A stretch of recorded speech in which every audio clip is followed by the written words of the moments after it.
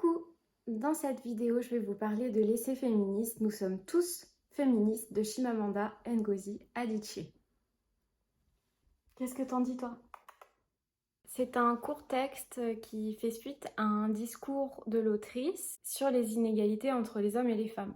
Et il est suivi par un petit texte qui s'appelle Danger de l'histoire unique. Ce sont des textes qui nous invitent à réfléchir, à revoir la façon dont on se positionne par rapport aux autres dans le monde, la façon dont nous pensons l'égalité, l'équité. Elle voulait alerter sur le fait que les stéréotypes appauvrissent notre pensée et notre rapport aux autres. Notamment à propos de l'Afrique, mais également à propos du mot féminisme. Le mot féministe ne veut pas forcément dire la même chose pour vous que pour moi, et c'était important pour elle de le mettre par écrit, sa notion du féminisme. Ce terme est également limité par des stéréotypes. Son féminisme, c'est un féminisme heureux. Elle ne veut pas opposer les hommes aux femmes, mais elle veut décrier les inégalités. Ce qu'elle explique, c'est que les personnes qui lisent ces livres estiment que ce sont des romans féministes. Et c'est assez vrai, puisque notamment dans L'autre moitié du soleil ou dans l'Hibiscus pourpre, ce sont des femmes, les personnages principaux. Et ce sont des femmes qui ont toute une histoire, qui ont un sacré caractère et qui ne se laissent pas faire. Ou alors qui sont prises de doutes sur leur place dans la société, qui doivent faire des choix et éventuellement des sacrifices. Le féminisme, ce n'est pas du tout la haine des hommes. Au contraire, le féminisme, c'est vivre ensemble dans le respect de chacun chacune. C'est pas plus compliqué que ça.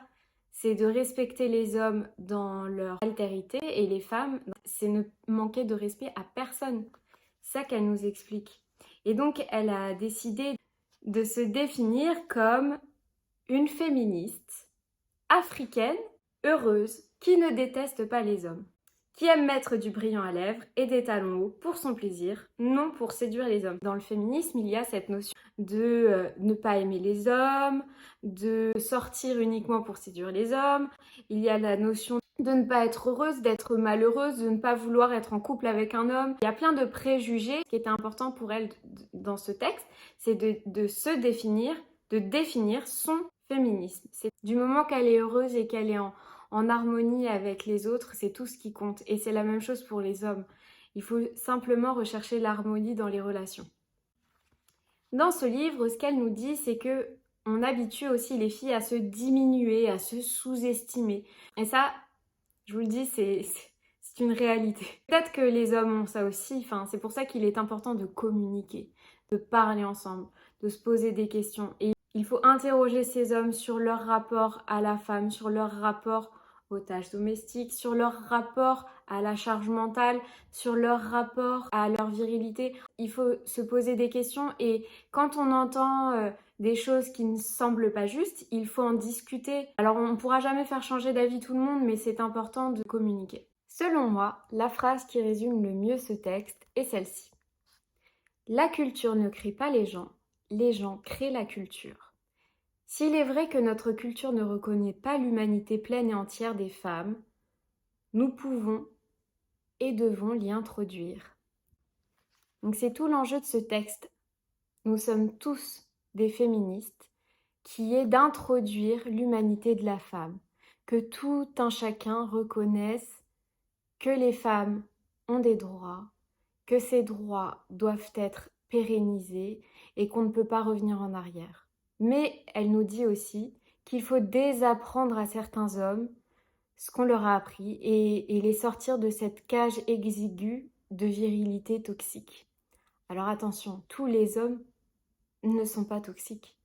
Moi, je connais beaucoup qui sont merveilleux, qui ont un rapport à la femme vertueux, qui comprennent le féminisme, mais qui ne comprennent pas certains arguments, se sentent stigmatisés parce qu'ils sont des hommes. Et il y a une certaine réalité à écouter là-dedans. Alors, ce texte est suivi de Danger de l'histoire unique. Ce qui est intéressant, c'est la façon dont on peut biaiser le rapport des uns et des autres à l'histoire.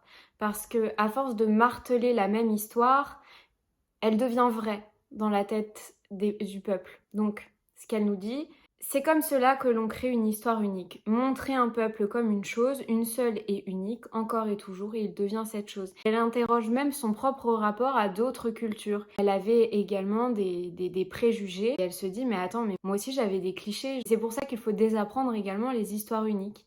Et ça laisse la porte ouverte à de belles surprises. Voilà pour ce petit livre féministe. Je vous souhaite de belles lectures et je vous dis à bientôt pour d'autres vidéos.